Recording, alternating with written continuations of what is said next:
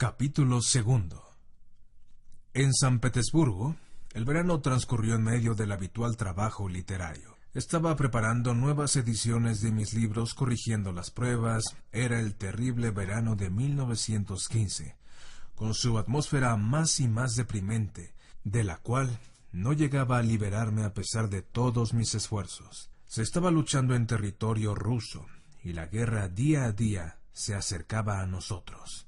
Todo comenzaba a tambalearse. Esta secreta tendencia al suicidio, que ha sido tan determinante en la vida rusa, se ponía más y más evidente. Se jugaba una prueba de fuerza. Los impresores hacían continuas huelgas. Mi trabajo estaba detenido. Yo no podía dudar más que la catástrofe sobrevendría antes de que yo pudiera realizar mis proyectos. Sin embargo, mis pensamientos volvían a menudo a las conversaciones de Moscú. ¿Cuántas veces al ponerse las cosas particularmente difíciles me dije: abandonaré todo e iré a reunirme con G en Moscú? Ante este pensamiento siempre sentía alivio. El tiempo pasaba. Un día ya en otoño fui llamado al teléfono y escuché la voz de G. Había venido a San Petersburgo por algunos días. Fui enseguida a verlo y entre conversaciones con otros visitantes me habló tal como lo había hecho en Moscú. En la víspera de su partida me dijo que regresaría pronto. En su segunda visita, al contarle yo acerca de cierto grupo al cual concurría en San Petersburgo y en el cual se discutían todos los tópicos posibles, desde la guerra hasta la psicología, me dijo que sería útil entrar en relación con tales grupos, puesto que él se proponía emprender en San Petersburgo un trabajo análogo al que dirigía en Moscú. Partió a Moscú, prometiendo regresar a las 2 semanas. Hablé acerca de él con algunos de mis amigos y quedamos en espera de su llegada. Una vez más, regresó solo por algunos días y, sin embargo, logré presentarle a algunas personas. Con respecto a sus planes e intenciones, dijo que deseaba organizar su trabajo en una escala mayor, dando conferencias públicas, disponiendo una serie de experimentos y demostraciones, todo con el fin de atraer a su trabajo gente con una preparación más amplia y variada.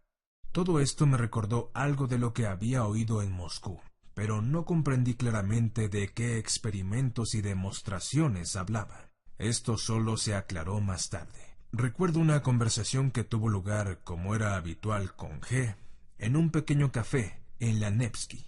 G me habló con cierto detalle acerca de la organización de grupos para su trabajo y sobre el papel de estos en dicho trabajo. Una o dos veces usó la palabra esotérico, la cual nunca había pronunciado antes en mi presencia. Me habría gustado saber qué quería decir con ello, pero cuando traté de interrumpirlo y preguntarle el sentido que él le daba al término esotérico, eludió la respuesta. No tiene importancia. Llámelo como usted quiera. Ahí no está el problema. Lo esencial es esto. Un grupo es el comienzo de todo. Un hombre solo no puede hacer nada, no puede alcanzar nada. Un grupo realmente dirigido puede hacer mucho. Al menos tiene una posibilidad de llegar a resultados que un hombre solo nunca podrá alcanzar. Usted no se da cuenta de su propia situación. Usted está en una prisión. Todo lo que puede desear, si es sensato, es escapar, pero ¿cómo escapar? Es necesario atravesar las murallas, cavando un túnel. Un hombre solo no puede hacer nada, pero supongamos que 10 o 20 que trabajen por turno, ayudándose los unos a los otros, pueden acabar el túnel y escapar. Más aún, nadie puede escapar de la prisión sin la ayuda de aquellos que ya han escapado. Solo ellos pueden decir cómo es posible la evasión y hacer llegar a los cautivos las herramientas, las limas, todo lo que necesiten. Pero un prisionero, aislado, no puede encontrar a dichos hombres libres ni entrar en contacto con ellos. Una organización es necesaria. Nada se puede lograr sin una organización. G volvió a menudo a este ejemplo de la prisión y a la evasión de la prisión. A veces era el punto de partida de todo lo que él decía, y le gustaba subrayar que cada prisionero Puede un día encontrar su oportunidad de evadirse, siempre y cuando sepa darse cuenta de que está en prisión. Mientras no comprenda esto, mientras se crea libre, ¿qué posibilidad puede tener? Nadie puede ayudar ni liberar por la fuerza a un hombre que no quiere ser libre, que desea todo lo contrario. La liberación es posible, pero solo como resultado de trabajos prolongados, de grandes esfuerzos y sobre todo de esfuerzos conscientes hacia una meta definida.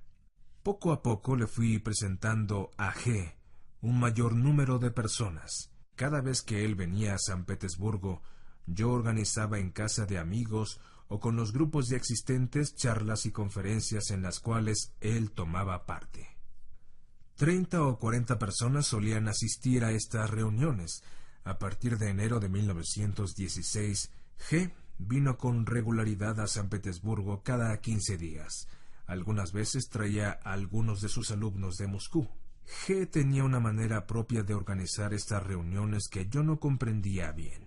Por ejemplo, rara vez me autorizaba a precisar por adelantado una fecha fija. Por lo general, al final de una reunión, nos enterábamos que G regresaría a Moscú al día siguiente, pero al llegar la mañana comunicaba haber decidido quedarse hasta la noche. El día entero transcurría en los cafés donde él se encontraba con las personas que querían verlo. No era sino poco antes de la hora de nuestras reuniones habituales cuando me decía: ¿por qué no reunirse esta noche? Llame a aquellos que quieren venir y dígales que estamos en tal lugar.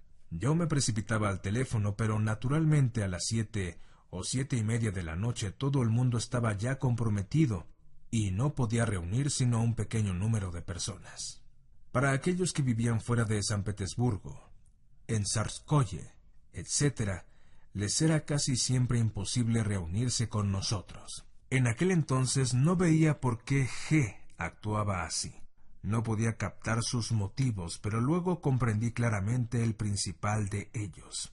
De ninguna manera quería G facilitar el acercamiento a su enseñanza. Por el contrario, estimaba que no era sino sobreponiéndose a las dificultades accidentales o aún arbitrarias como la gente podía aprender a valorarla. Nadie valora lo que obtiene sin esfuerzos, decía, y si un hombre ya ha sentido algo, créame, se quedará todo el tiempo al lado del teléfono, por si fuera invitado. O bien, él mismo llamará, se desplazará, buscará noticias. Si un hombre espera ser llamado, o si se le informa de antemano con el fin de facilitársele las cosas, bien puede seguir esperando. Por cierto, para aquellos que no viven en San Petersburgo es difícil. Nada podemos hacer por ellos. Más tarde, quizá, tendremos reuniones en fechas fijas, pero por ahora es imposible. Es necesario que la gente se manifieste y que nosotros podamos ver cómo valoran lo que han oído. Todos estos puntos de vista y muchos más aún permanecían a medias, incomprensibles en ese entonces para mí, pero en general todo lo que decía G, ya sea en las reuniones o fuera de ellas, me interesaba cada vez más. Durante una conferencia alguien hizo una pregunta sobre la reencarnación. También preguntó si se podía creer en los casos de comunicación con los muertos. Hay varias posibilidades, dijo G, pero es necesario comprender que el ser de un hombre tanto en la vida como después de la muerte, si es que existe después de su muerte, puede ser de calidad muy diferente. El hombre máquina, para quien todo depende de influencias exteriores, a quien todo le sucede, que ahora es cierto hombre, y otro al momento siguiente, más tarde un tercero, si no tiene porvenir de ninguna clase, está enterrado y eso es todo. No es sino polvo, y al polvo volverá. Estas palabras se aplicarán a él. Para que pueda haber una vida futura del orden que sea, tiene que haber cierta cristalización, cierta fusión de cualidades interiores del hombre. Tiene que haber cierta autonomía en relación a las influencias exteriores. Si hay en un hombre algo que puede resistir a las influencias exteriores, entonces esta misma cosa podrá resistir a la muerte del cuerpo físico. Pero yo les pregunto, ¿qué es lo que podría resistir a la muerte del cuerpo físico en un hombre que se desmaya cuando se corta el dedo meñique. Si hay algo en un hombre, fuere lo que fuere, esto puede sobrevivir. Pero si no hay nada, entonces nada puede sobrevivir. Sin embargo, aun si este algo sobrevive, su porvenir puede ser diverso. En ciertos casos de cristalización completa se puede producir después de la muerte lo que la gente llama una reencarnación, y en otros casos lo que llama una existencia en el más allá. En ambos casos la vida continúa en el cuerpo astral y con la ayuda del cuerpo astral. Ustedes saben lo que significa esta expresión, pero los sistemas que ustedes conocen y que hablan del cuerpo astral sostienen que todos los hombres poseen uno.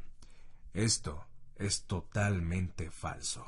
Lo que puede ser llamado cuerpo astral se obtiene por fusión, esto es, por medio de una lucha y de un trabajo interior sumamente duro. El hombre no nace con un cuerpo astral, y solo muy pocos hombres lo adquieren. Si se forma, puede continuar viviendo después de la muerte del cuerpo físico, y puede volver a nacer en otro cuerpo físico. Esto es reencarnación. Si no vuelve a nacer, entonces, en el curso del tiempo, también muere. No es inmortal, pero puede vivir por mucho tiempo después de la muerte del cuerpo físico. Fusión y unidad interior se obtienen por fricción, por la lucha en el hombre entre el sí y el no. Si un hombre vive sin conflicto interior, si todo sucede en él sin que él se oponga, si va siempre con la corriente por donde sopla el viento, entonces permanecerá tal cual es. Pero si comienza una lucha interior, y en especial, si él sigue dentro de esta lucha una línea determinada, entonces gradualmente ciertos rasgos permanentes comienzan a formarse en él. Empieza la cristalización. Pero si la cristalización es posible sobre una base justa, lo es también sobre una base equivocada. Por ejemplo, el temor al pecado, o una fe fanática en una idea cualquiera puede provocar una lucha terrible e intensa entre el sí y el no. Y un hombre puede cristalizar sobre tales bases. Pero la cristalización en este caso se realizará mal, será incompleta. En tal caso un hombre perderá toda posibilidad de desarrollo ulterior. Para que la posibilidad de un desarrollo ulterior le sea ofrecida, él deberá ser previamente refundido, y esto no puede lograrse sino a través de sufrimientos terribles. La cristalización es posible sobre cualquier base. Tomen, por ejemplo, un bandolero de buena cepa, un bandolero auténtico. Yo he conocido de esos en el Caucasio, un bandolero tal, fusil en mano, se tendrá al borde de un camino detrás de una roca durante 8 horas sin hacer un movimiento. ¿Podrían ustedes hacer otro tanto? Dense cuenta que una lucha se libra en él a cada instante. Tiene calor, tiene sed, las moscas lo devoran, pero no se mueve. Otro ejemplo, un monje. Teme al diablo. Toda la noche se golpea la cabeza contra el suelo y reza.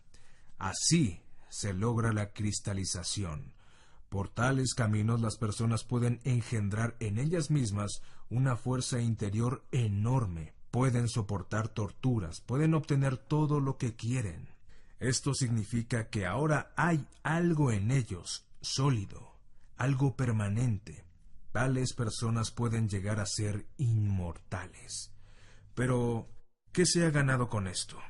Un hombre de esta clase deviene una cosa inmortal, una cosa, aunque una cierta cantidad de conciencia permanezca algunas veces en él. Sin embargo, hay que recordar que se trata aquí de casos excepcionales. En las conversaciones que siguieron a la noche de esa me impresionó un hecho.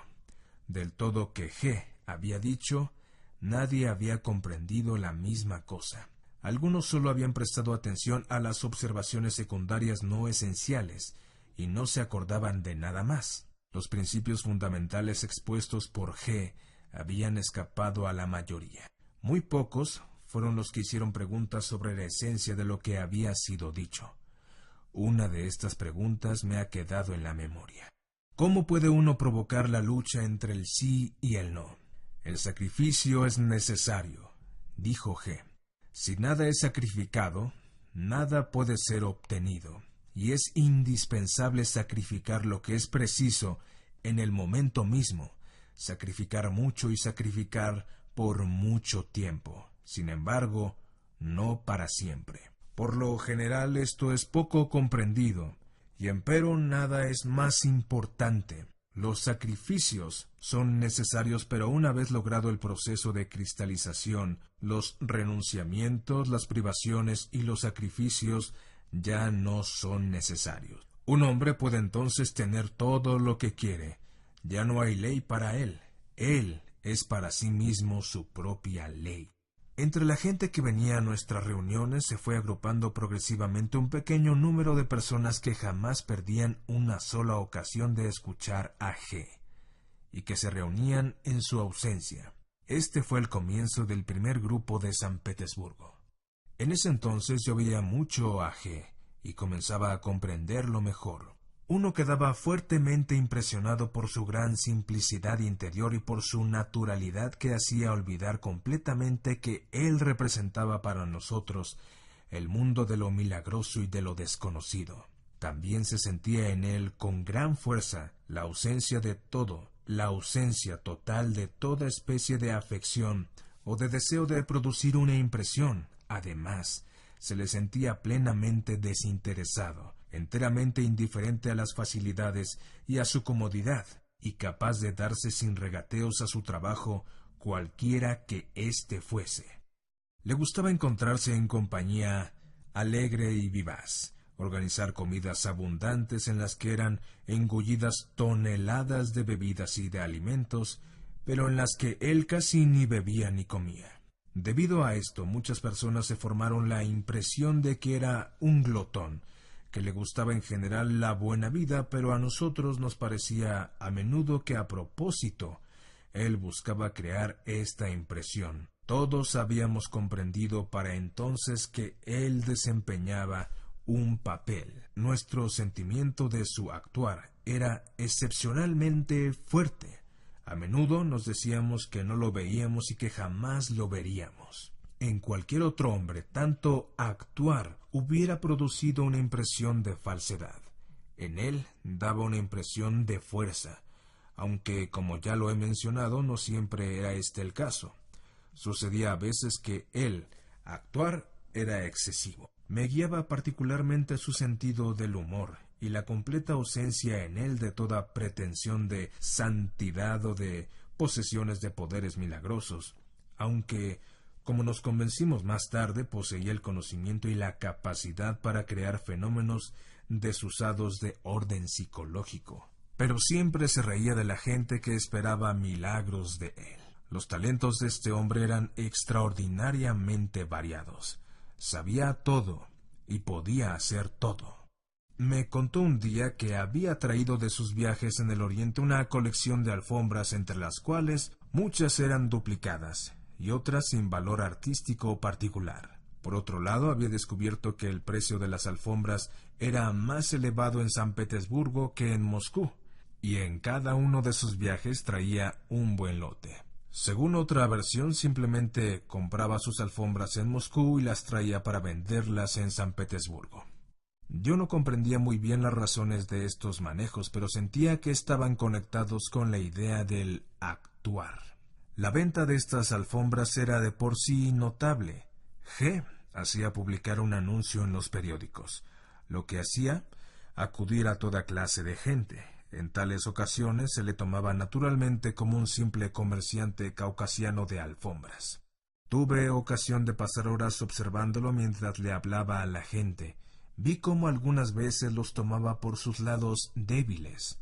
Un día que tenía prisa o estaba cansado de hacer de mercader de alfombras, le ofreció a una dama, visiblemente rica pero avara, que había escogido una docena de bellas piezas por las que regateaba desesperadamente, todas las alfombras que había en el cuarto, por aproximadamente 1/4 parte del precio de la que ella había escogido. En el primer momento se mostró sorprendida, pero enseguida se puso de nuevo a regatear. G sonrió. Le dijo que reflexionaría y le daría su respuesta al día siguiente. Pero al día siguiente se había marchado ya de San Petersburgo, y la mujer no consiguió absolutamente nada. Episodios de este género se repetían a menudo. En su papel de comerciante de alfombras, G daba la impresión de un hombre disfrazado, de una especie de Harun al-Rashid, o del hombre del gorro que torna invisible de los cuentos de hadas. Un día que me encontraba allí, vino a buscarlo un ocultista de tipo charlatán. El hombre era más o menos conocido en los círculos espiritistas de San Petersburgo. Más tarde, bajo los bolcheviques, llegaría a ser promovido a la dignidad de profesor. Comenzó por decir que había oído hablar mucho de G y de su ciencia, que deseaba conocerlo. Como él mismo me lo contó, G asumió su papel de mercader de alfombras, con su más fuerte acento caucasiano, y en un ruso entrecortado se puso a convencer de su error al ocultista, afirmando que nunca había vendido otra cosa que alfombras, e inmediatamente las desplegó para hacerle comprar algunas. El ocultista se marchó sin dudar de que había sido burlado por sus amigos. El muy pillo seguramente no tenía ni un centavo, me contó G. De otra manera lo hubiera clavado por lo menos con un par de mis alfombras. Solía ir a Persa a reparar las alfombras. Un día encontré a G observando con gran atención este trabajo. Quisiera comprender, dijo G, cómo lo hace, y hasta ahora no lo consigo. ¿Ve usted esa aguja en forma de gancho que utiliza? Todo el secreto está ahí. He querido comprársela, pero rehúsa venderla. Al día siguiente yo había llegado más temprano que de costumbre. G estaba sentado en el suelo reparando una alfombra exactamente como lo hacía el persa. Alrededor de él estaban esparcidas lanas de todos los colores, y se servía del mismo tipo de gancho que yo había visto en manos del persa. Era evidente que se lo había fabricado él mismo, limando la hoja de una cortapluma de 2 céntimos, y en el transcurso de una mañana había sondeado todos los misterios de la reparación de alfombras. Aprendí mucho de él sobre las alfombras, que representaban, según me dijo, una de las formas más arcaicas del arte. Habló de las antiguas costumbres relativas a su fabricación, aún en vigor en ciertas localidades de Asia. Toda una aldea trabajaba en la misma alfombra. Todos, jóvenes y viejos, se reúnen durante las largas veladas de invierno en una gran casa donde se reparten en grupos, sentados o de pie, de acuerdo a un orden conocido de antemano y fijado por la tradición. Entonces cada grupo comienza su trabajo. Unos sacan de la lana las piedrecillas o las astillas de madera. Otros la hacen más flexible con bastones. Un tercer grupo la peina. Otro cuarto la hila. Un quinto lo tiñe. Un sexto, o quizá el 26º, teje la verdadera alfombra. Hombres, mujeres, niños, todos tienen su propio trabajo tradicional. Y desde el comienzo hasta el fin, el trabajo se acompaña con música y cantos.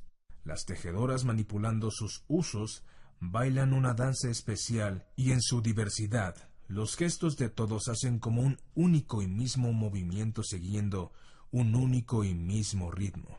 Además, cada localidad tiene su propio aire musical, sus propios cantos, sus propias danzas, asociaciones desde un tiempo inmemorial a la fabricación de alfombras. Mientras me hablaba, atravesó mi mente el pensamiento de que quizás el diseño y los colores de las alfombras correspondían con la música, y que eran su expresión por medio de la línea y el color, que las alfombras bien podían ser los registros de esta música, las partituras que permitirían la reproducción de melodías. Para mí, no había nada de extraño en esta idea, ya que a menudo llegaba a ver la música bajo las formas de diseños coloreados y complejos. Por ciertas conversaciones fortuitas con G, me pude formar una idea de su vida. Había pasado su infancia en la frontera del Asia Menor, en condiciones de existencia extrañas, arcaicas, casi bíblicas. Innumerables rebaños de carneros, Andanzas de lugar en lugar, encuentros con pueblos extraordinarios. Su imaginación había sido particularmente impresionada por los yezidíes, los adoradores del diablo, sus costumbres incomprensibles y su dependencia extraña con respecto a las leyes desconocidas. Me contó, por ejemplo, haber observado de niño que los muchachos yezidíes eran incapaces de salir de un círculo trazado alrededor de ellos en el suelo. Sus primeros años habían transcurrido en una atmósfera de cuento de hadas, de leyendas y de tradiciones. Alrededor de él, lo milagroso había sido un hecho real. Predicciones que había escuchado y a las cuales los que lo rodeaban daban una fe plena se habían realizado y le habían abierto los ojos desde su más tierna edad. El concierto de todas estas influencias había creado en él una inclinación hacia lo misterioso, lo incomprensible y lo mágico. Me dijo haber viajado por mucho por el Oriente cuando era todavía muy joven. ¿Qué había de cierto en estos relatos? Jamás pude precisarlo, pero seguramente, a lo largo de sus viajes, había entrado en contacto con 1000 fenómenos que evocaron para él la existencia de un cierto conocimiento, de ciertos poderes, de ciertas posibilidades del hombre, y había conocido personalmente gente que poseía el don de la clarividencia y otros poderes milagrosos. Poco a poco, me dijo, sus salidas de la casa natal y sus viajes comenzaron a seguir una dirección definida. Salió en busca del conocimiento y de las personas que lo poseían. Después de grandes dificultades descubrió al fin las fuentes de este conocimiento en compañía de varios camaradas que partieron también en busca de lo milagroso. En todas las historias que él contaba sobre sí mismo, había muchos elementos contradictorios y poco creíbles, pero ya me había dado cuenta de que no podía esperar de él nada ordinario. Él no dejaba reducir a ninguna de nuestras medidas. Con él no se podía estar seguro de nada. Hoy podía decir una cosa y mañana otra totalmente diferente, sin que en un sentido nunca se le pudiera acusar de contradicción. Había que comprender y descubrir el lazo que unía el todo. Hablaba muy poco, y siempre de una manera evasiva acerca de las escuelas mismas y de los lugares donde había encontrado el conocimiento que indudablemente poseía. Mencionó monasterios tibetanos, el Chitral, el monte Athos, escuelas sufis en Persia, en Bokhara y en Turquestán oriental. También citaba derviches de diferentes órdenes que había conocido, pero sin dar jamás datos precisos.